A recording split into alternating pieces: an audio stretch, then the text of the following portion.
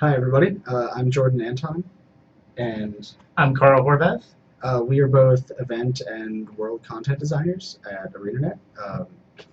We'll be talking a little bit about what we do, which is making events, making renown regions, and mini dungeons, jump puzzles, kind of filling the world with the things that you guys get to play. Help keep you interested in each map and keep you in the world.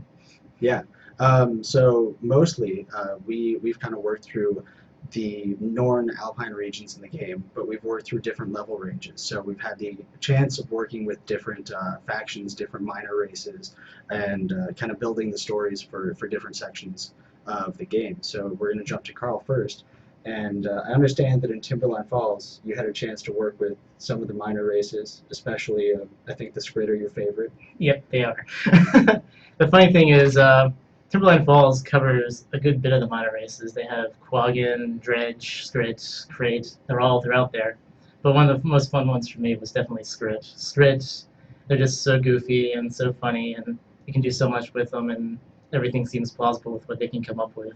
Yeah, yeah, it's that's an experience that I had working with some of the minor races as well. I'm partial to the Coden and the Quaggin, but it's fun to, I guess, develop an individual personality for those creatures that come from a different race and a different background. Mm-hmm. Um, so on Timberline Falls, which of the orders were you working with?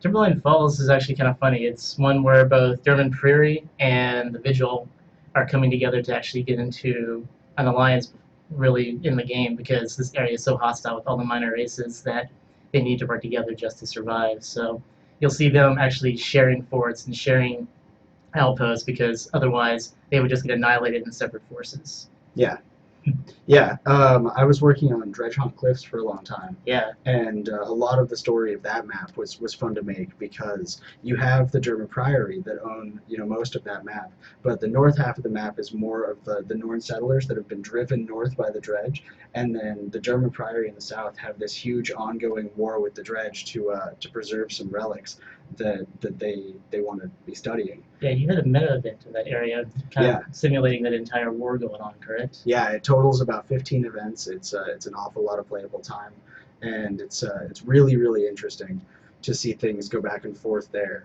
To see the Dredge pushing out and capturing some of the bases, and then the German Priory kind of counterattacking and going back in. Seeing the changes of control and how the world changes in those places was really fun to make. Nice. Yeah. So in Frost Scourge Sound, you had a lot of Coden up there. Was there also Quaggin? Because I know Quaggin is your favorite, right? Yeah, yeah. I really like working with the Quaggin because they're just hilarious all the time. Frostgrowth Sound has just an amazing amount of underwater space in it.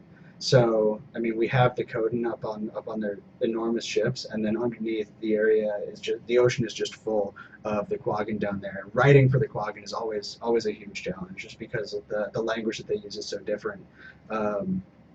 But it's always really interesting. I think that the higher level region that you worked on was Mount Maelstrom, That's right. and what was that like? That was very interesting because it was kind of an odd level flow that we had to get worked out right. But there's again many things going on. There's a giant inquest base right in the top corner where they're doing all the crazy experiments that leads to an actual dungeon that you get to play in, and you have to do a meta chain just to get into that dungeon and keep that open. Yeah, Then in the other corner of the region is a giant volcano, which you actually get to go through and have a giant meta event going on throughout there. All kinds of destroyers are showing up and everything, and you have to pretty much drive out and make the volcano safe again. that's cool. That's cool. So what kind of content are you making inside that dungeon area? Is it mostly like events and then destroyers invading, or are there a bunch of traps as well? Or Pretty much, there's a lot of traps just in the lava itself. The flows are coming up everywhere. There's a lot of pitfalls. Just walking in that area, you have to be very careful because the terrain tends to blend, and yeah, it makes you very cautious throughout the entire volcano chain. yeah, that's something that I really enjoyed about making the higher level regions in the game is you get to really kind of unload your full skill set with like all the different kinds of traps that you want to make, all the different ways that you can spawn enemies together, and how looking at the skill combinations that the different monsters have, and showing I'm going to put these guys together because they work really well, and that can be difficult in the lower level areas where Yeah. characters don't have their full tool set. That's But right. then later you can kind of be more challenging. Now, the Frostgorge Sound was actually a level 80 map area, correct? It is. And it's one of the few that's outside of Aura that it's a high level map. Yeah, it was really interesting working on that map because most of the level 80 maps are in ore, and ore has no renown regions, very few friendly NPCs, and you're doing a lot of pushing back and forth along these large map areas. But Frostgorge Sound is more like the game that you've been playing up to that point, and it was cool designing, I guess, renown regions for like the level 80 player and saying, okay, once you've finished getting to this point, like what can we do for you that's still going to be really engaging and really fun. There's a huge boss that people should certainly see up there, and it has its own unique story that was a lot of fun to tell. Excellent. So, what you can be playing? So right now, I haven't. I would like to roll in a Surah Guardian, and then a Sylvari Thief, and probably a Char Ranger after that. I think all the classes are a lot of fun. I play a large variety of them, from Warrior, Ranger, Guardian, Thief, in PvP a lot, and also in World we rolled a fair amount. Yeah, how about you?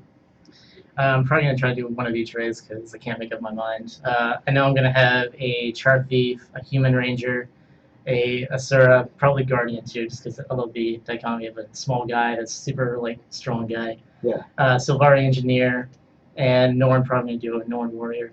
Yeah, it's really hard to choose just because the personal story options that you have and the different starter maps are all so diverse that I mean, even once you level past them, it's fun to just go back and play the other starter zones because they have so much flavor in them. Mm-hmm. Yeah. At this point, I think we're gonna take some questions from the stream. I hope people have questions. Yeah. Do the end game events require a lot of people, or are things soloable? So it seems like Ore is more of a group-oriented area because you have these longer event chains that kind of bring people together, and you end up in these large-scale sieges all the way across the map. The other higher-level areas are still built to be compatible for the solo player, but then also scaling up. I mean, in Mount Maelstrom, how would you say the difficulty is there for a solo player? It's actually not too bad. Like I can get through very good majority of the map until you get to some of the deeper events into the meta chain. But those are more because you have to have people outside to keep the dungeons open, and people inside the dungeon who want to play them and the like. So, yeah, you should be able to solve that map pretty easy. Awesome. We have another question. It's, will there be other events similar to the Hunger Games events, and how often will those events be run? Honestly, at this time, like we love doing those events during the beta and everything, and I'm sure that as time goes on, we will have plans for such things. But right now, we're just kind of working on getting the game ready for ship. Yeah, I mean, there's several activities that are already in the game, but those Hunger Games style events are things that we really like working on, and I know that they're definitely in the plan for the future, but I'm not sure how regularly those are going to be running. Yep. And the last question we're getting is, what's the most complex event designed outside of war? I don't know. That's kind of personal preference, I guess. Yeah, I mean that. There's complex examples of events all throughout the game. Yeah. Like I know that there's a volcano in Mount Maelstrom Yeah. that's a really huge event chain. I have a 15-part chain in Dredgehaunt Cliffs. I mean, Mike Z, he has this giant battle with centaurs in one of his maps that goes all the way across the map just about. I mean, you can't really choose one place as being the most complex event because all the designers just work their hearts out and have these really intricate plots they have going on. Yeah. Thank you very much, guys, and we'll see you in the game tonight. Later.